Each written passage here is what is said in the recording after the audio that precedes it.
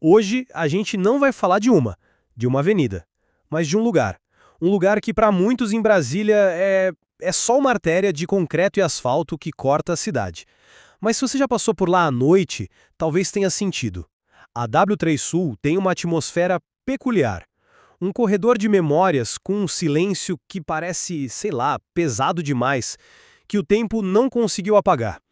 E é nesse silêncio que vive uma das lendas mais antigas e perturbadoras da cidade. E a nossa análise hoje parte de uma questão que eu acho fundamental. As histórias e essa estranha reputação da W3 Sul são só folclore? Uma criação da imaginação coletiva para dar alma a uma cidade que nasceu planejada? Ou seriam ecos de algo real, uma energia, talvez uma memória trágica que se impregnou no asfalto e se recusa a ser esquecida? Exato. E eu vou defender que os relatos consistentes e a própria sensação do lugar apontam para algo mais profundo.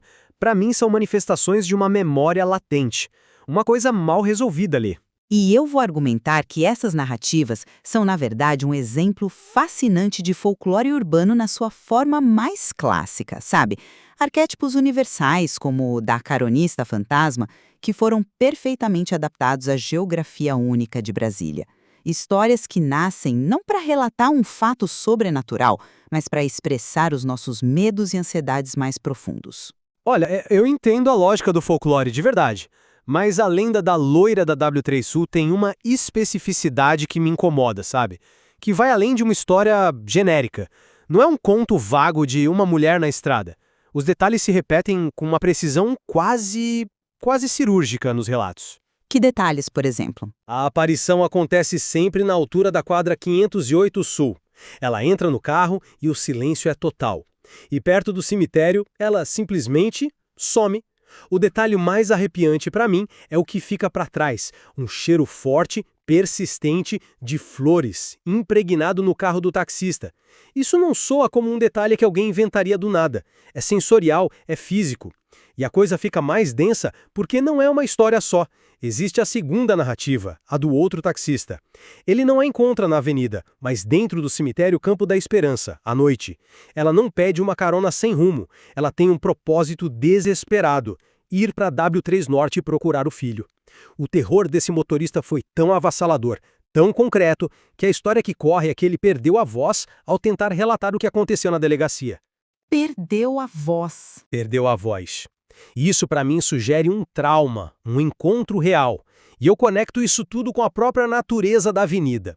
A famosa onda verde, a ideia de que você pode percorrer a via 60 km por hora sem parar no sinal. O próprio material que a gente analisa diz que isso está mais para a lenda urbana. É como se o lugar fosse programado para falhar, para quebrar o ritmo. Um sintoma físico de uma energia que não está em paz. Certo.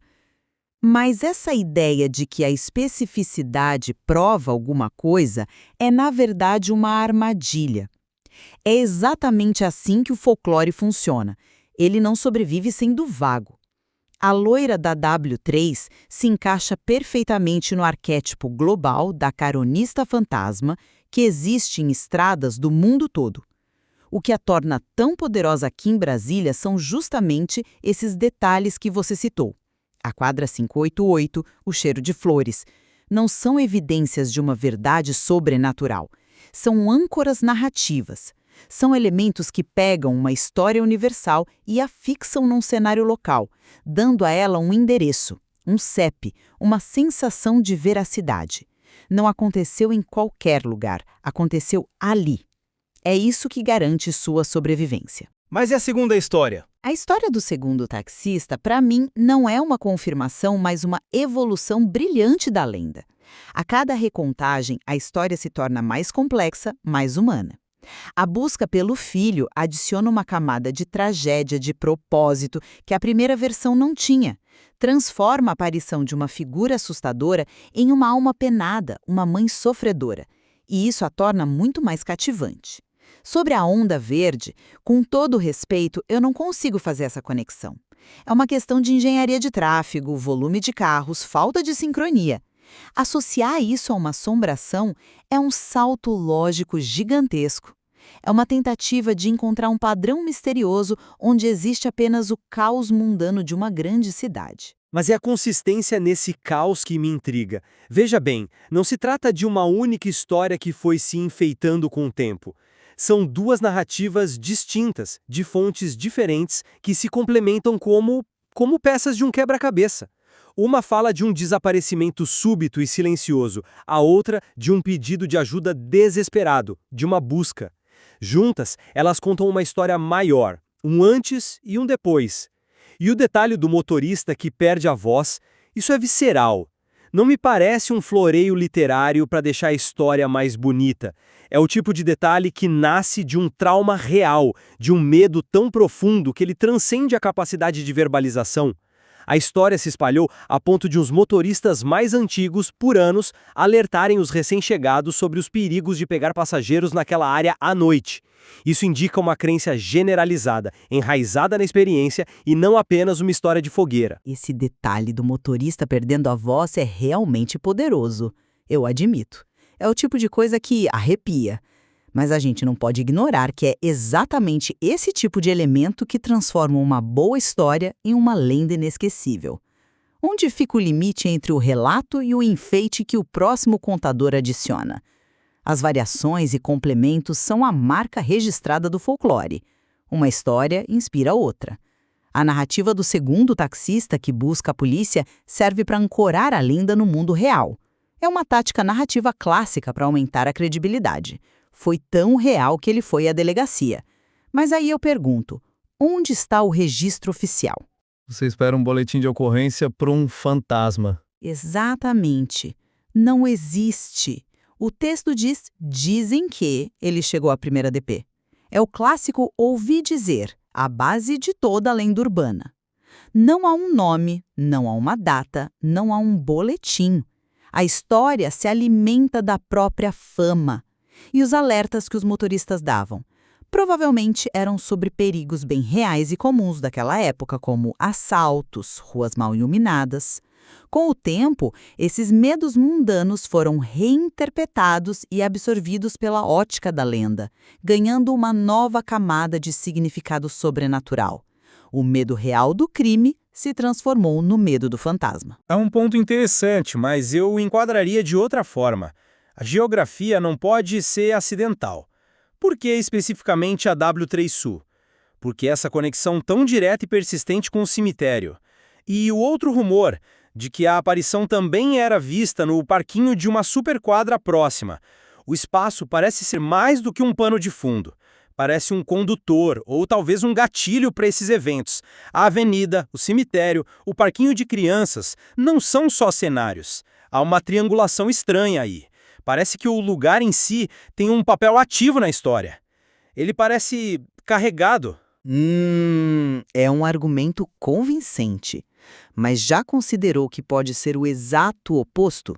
Que é a história que dá poder ao lugar, e não o contrário. Locais como avenidas longas e escuras à noite, e especialmente cemitérios, são telas em branco perfeitas para as nossas projeções de medo, de luto, do desconhecido. A escolha da W3 Sul não me parece um mistério, mas uma escolha óbvia. É uma das vias mais antigas com uma longa faixa escura que corre ao lado do Campo da Esperança. É a justaposição perfeita. A menção ao parquinho, por sua vez, humaniza o fantasma de forma genial.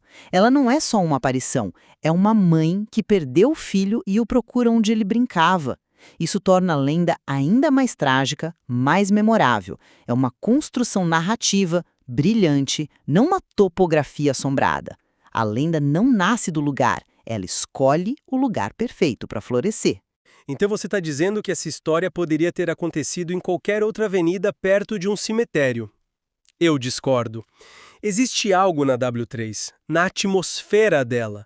Voltando à Onda Verde, a própria crônica que a gente está usando como base a descreve como algo que está mais para além da urbana.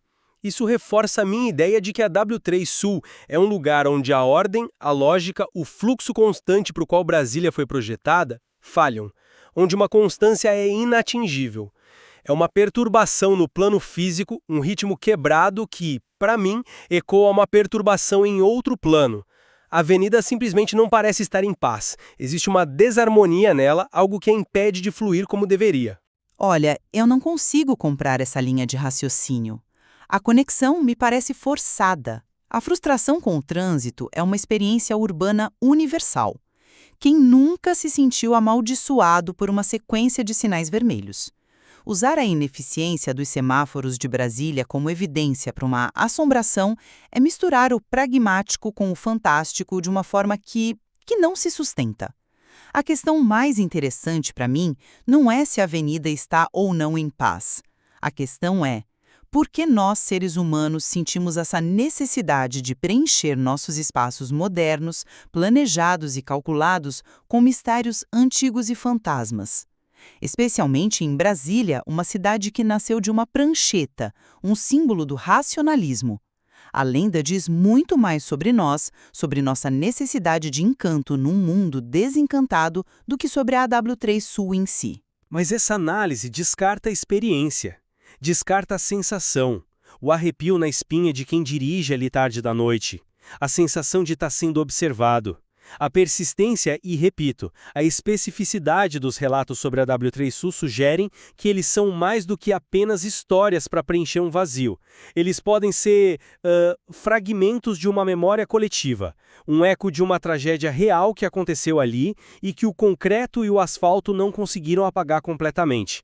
Talvez a avenida guarde um segredo, uma dor não resolvida que insiste em se manifestar para quem estiver disposto a sentir. E eu concluo afirmando que as lendas da W3 Sul são, na verdade, um exemplo poderoso de como a cultura humana cria significado. Elas transformam uma via arterial funcional em um lugar mítico, um território de mistério dentro da capital federal. As histórias não revelam uma verdade sobrenatural sobre o local, mas sim uma verdade muito mais profunda sobre a nossa necessidade de narrativas para lidar com o desconhecido, com a morte e com os próprios espaços que habitamos. Elas são o nosso jeito de dizer que, mesmo na cidade mais planejada do mundo, há coisas que não podemos controlar, explicar ou deixar para trás. No fim, talvez a gente concorde em um ponto. Independentemente da sua origem, seja um fantasma ou um medo coletivo, as histórias permanecem vivas. A sensação de que a W3 Sul esconde algo nas suas sombras noturnas, de que há mais ali do que os olhos podem ver durante o dia, isso continua a intrigar. Exatamente. E a pergunta sobre o que realmente aconteceu, ou o que as pessoas sentiram que aconteceu naquela avenida, essa pergunta permanece no ar. E nos faz pensar em que outras histórias não contadas a cidade ainda guarda em seus cantos escuros.